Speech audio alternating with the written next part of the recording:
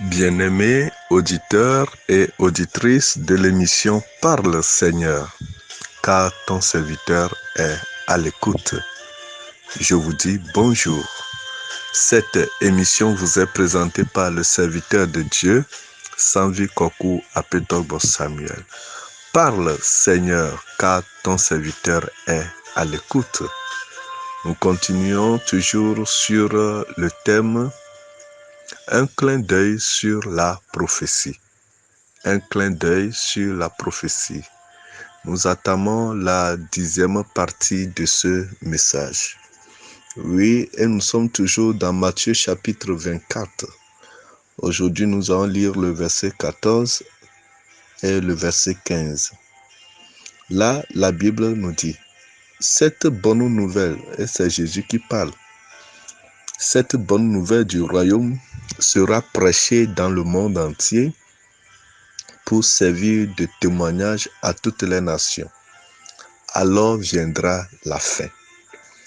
C'est pourquoi lorsque vous verrez l'abomination de la désolation dont a parlé le prophète Daniel, établi en lieu saint, que celui qui lit fasse attention.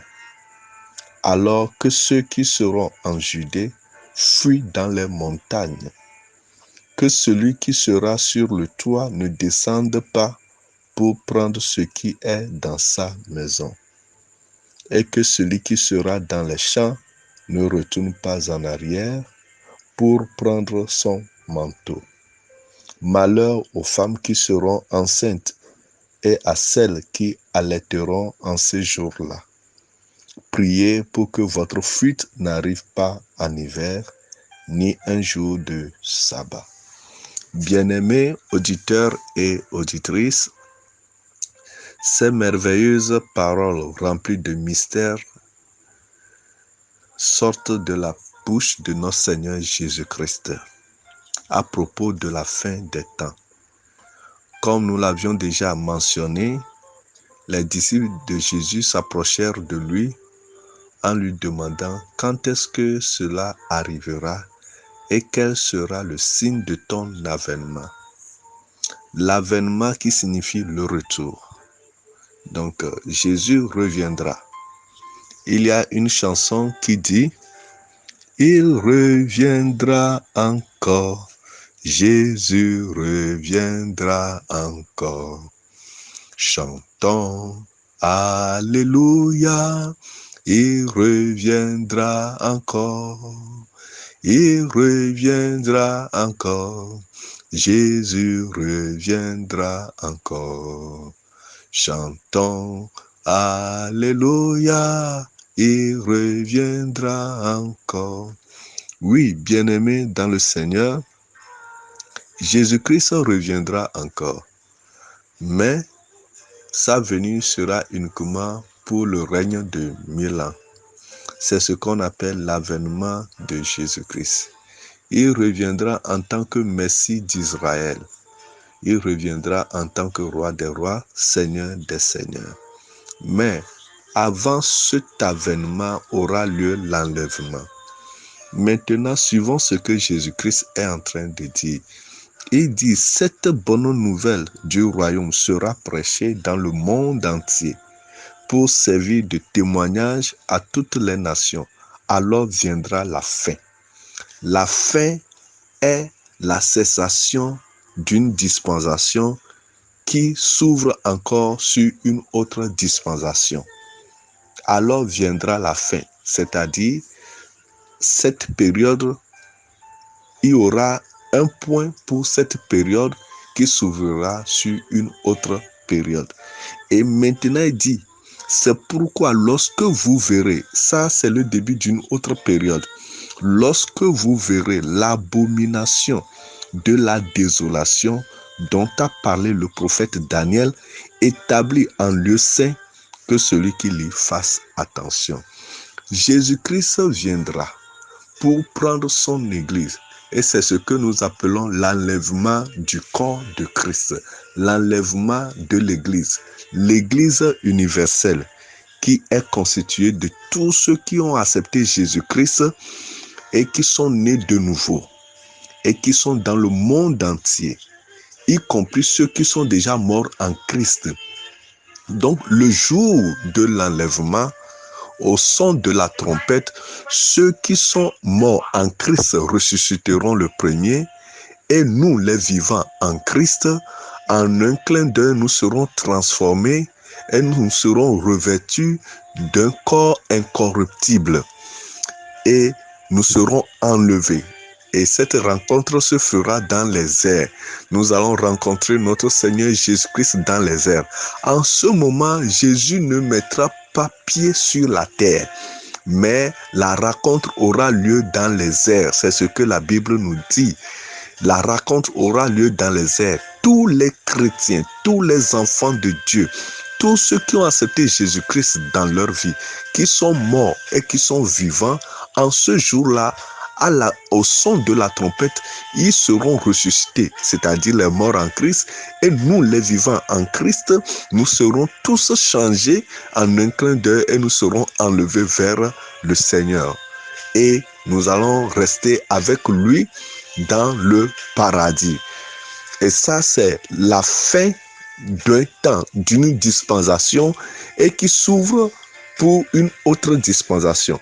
Maintenant, le verset 15 nous parle d'une autre dispensation. Et qu'est-ce qui va se passer là?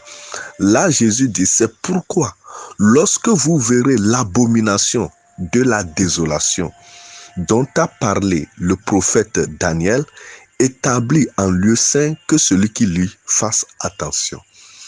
Donc, ce passage nous renvoie dans le livre du prophète Daniel. Et l'apôtre Paul l'a signifié. Qu'est-ce qui va se passer? L'homme du péché, qu'on appelle encore l'impie, l'adversaire de notre Seigneur Jésus-Christ, se fera Dieu pour s'asseoir dans le temple de Dieu. Il s'agit de quel temple? Actuellement, le temple de Dieu, le temple de Jérusalem, est détruit selon la prophétie de Jésus-Christ. Ce temple a été détruit en l'an 70 après Jésus-Christ. Mais avant que cette prophétie ne se réalise, le temple de Jérusalem sera encore reconstruit.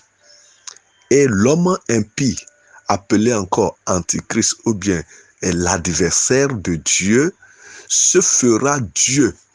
Il rentrera en alliance avec le peuple Israël, avec les Juifs. Et en cela, les Juifs verront en lui leur Messie. Il aura une grande capacité de séduction pour séduire les élus. Les élus qui sont le peuple juif. Il va les séduire. Et il travaillera durant 7 ans. Il prendra 3 ans et demi selon les 7 semaines de Daniel. Il prendra 3 ans et demi pour séduire le monde entier. Il négociera la paix et il n'aura plus de guerre, de bruit de guerre sur la terre. Ça, c'est ce que nous appelons la fausse paix. Le monde criera paix, paix, paix, et brusquement, quelque chose arrivera. Les 3 ans et demi qu'il passera, il négociera avec les peuples ennemis et il y aura la paix sur la terre. Et maintenant, lorsqu'il aura gagné la confiance des peuples juifs, alors il va s'introduire dans le temple de Dieu, selon le livre de Daniel, et il va se faire Dieu.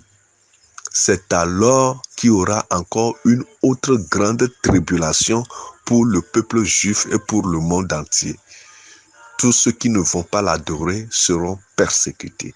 Nous allons lire quelque chose dans 2 Thessaloniciens, chapitre 2, à partir du verset 3, 4 et 5.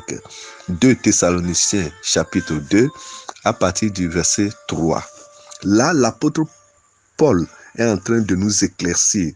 Il dit que personne ne vous séduise d'aucune manière, car il faut que l'apostasie soit arrivée auparavant et qu'on ait vu paraître l'homme du péché, le fils de la perdition, l'adversaire qui s'élève au-dessus de tout ce qu'on appelle Dieu ou de ce qu'on adore, jusqu'à s'asseoir dans le temple de Dieu, se proclamant lui-même Dieu.